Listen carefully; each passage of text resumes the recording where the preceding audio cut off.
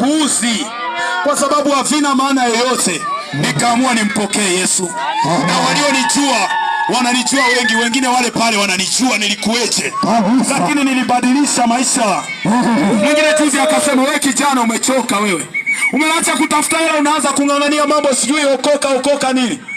Nikasema, wewe tafuta sana hizo hela, tafuta sana hizo hela. Hivi ukipata utajiri kinachofuataga ni nini jamani? Kinachofuata ni nini? Pesa unazitafuta, lakini kuna mahali zitakufikisha. Utakuja kugundua kwamba bila Mungu huwezi ukaishi hapa. Muda huo utakuwa umekaa mbali sana na Mungu. Utatamani kumrudia, utashindwa. Kama unafikiri naongea haya ni mizaa, nenda mahospitalini pale.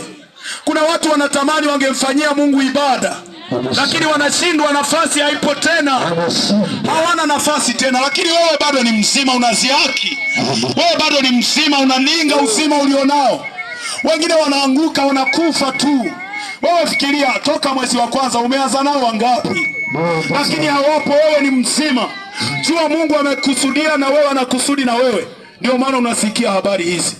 Nasema kwa uchungu jamani, kwa sababu najua stili. Na mimi nilitesekaga, nilikuwa nikiona watu wakihubiri hivi. Nasema ni hawa hapa ndo wamekosa kazi. Nasema hawa hapa ndo hawana maisha. Lakini nilivyogundua siri nikasema, nikachelewaga shoni.